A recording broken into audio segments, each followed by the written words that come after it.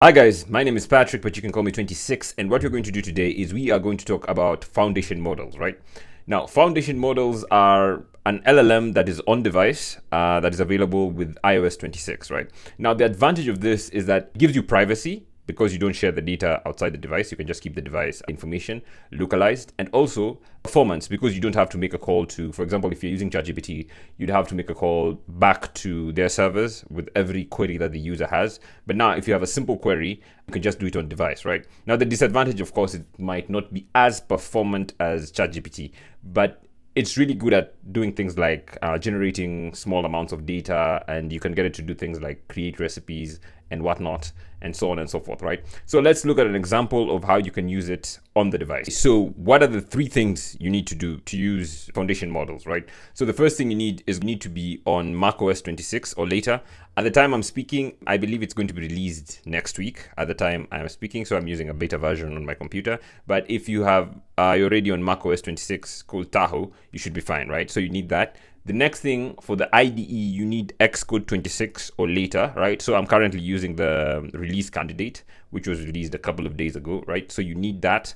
And the third thing, you need a Mac with Apple Silicon, right? So Apple Silicon chip, which is M1, M2, M3, or M4, right? So M1 has to be Apple Silicon, and then you can use it. So those are the three things you need: macOS 26, Xcode 26, something with a silicon chip, M1 to M4. Another thing you need an iPhone 15 Pro Max or something newer than that. So you either need a 15 Pro Max or something newer than that, or if you're an iPad with an M1 chip or later, right? And of course, if you're working with a Mac, you just need something with an M1 or later, right? So minimum for the phone, if you're deploying it, Pro and Pro Max, and also Apple Intelligence has to be enabled, which might be tricky. In some cases, some features might not be available in some regions, right? So it depends on your region, right? So those are the things that you need to do. But now let's get to the fun part. Let's get to looking at what the code actually looks like, right? Which might be tricky. In some cases, some features might not be available in some regions, right? So it depends on your region, right?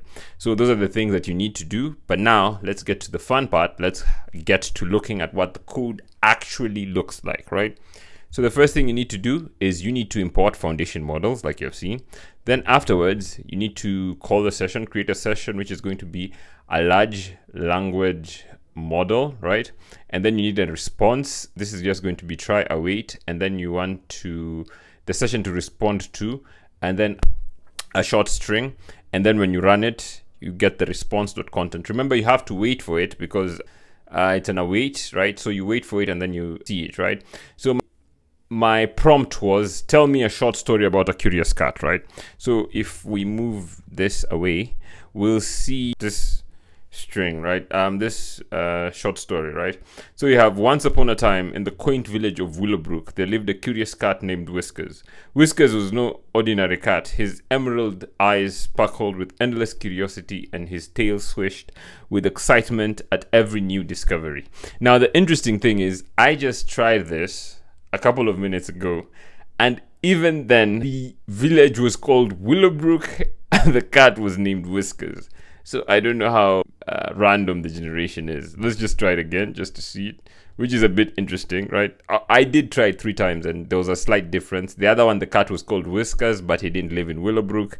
One, the cat lived in Willowbrook but I can't remember if the name was Whiskers, right? See, again, once upon a time, in the quaint village of Willowbrook, there lived a cat named Whiskers. Whiskers was no ordinary feline. You remember last time it was an ordinary cat. Now it's an ordinary feline. He possessed an insatiable curiosity that often... So what I'm trying to say is that you might find that when you put a prompt, the story might be samey, right? So I've done this about 5 times now.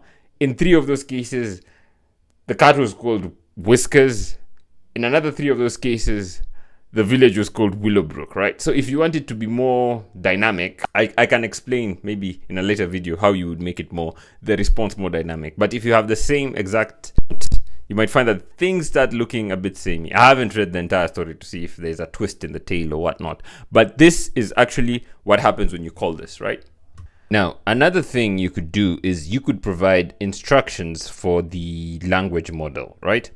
So for example here, what we could do is we could come here and say something like, let instructions, and this is just going to be instructions, like, and instructions are going to be, you speak like a pirate. Let's do something like that. And then just to make sure everything is good, come here, put it in a do catch, come here, get this, cut, paste this here, do, and then come and say catch. So spell it correctly, catch. So come here and then print any error, right? Print, and this is going to be error, and then drop the error in there, right? So let's do this. So we have given it more instructions, and hopefully our story is going to be a bit spicier or a little bit better, and maybe the cat will have a pirate name, hopefully, right? That is the hope. Let's give it a second. And I did run it, right? So, oh, we're still in Willowbrook, right? Well, we forgot to pass it. You see, we're still in Willowbrook and the cat is called Whiskers, but we forgot to pass the instructions to the language model. So we should come here and we say instructions, and then pass in the instruction, and then try running it, and hopefully, let's see our cat with a different name, hopefully. It will take a bit of time, of course, because it has to be generated, right? That's why it needs all the relatively newer hardware, right? With a flick of his tail, that seems... Gather round, me hearties, and let me spin your tale about a curious feline named Whiskers. That's Whiskers. He's not Whiskers now. He has a Pirates of the Caribbean name. He's called Whiskers, right? So that's one thing. Another thing you could do is you could enhance your prompt by giving instructions on how the response should be. Of course, it can be more structured, and we might be looking at that in another video, right? Thank you for watching. This has been a very gentle introduction to models that are available on device for Apple. Have a good day, and I'll see you in the next video.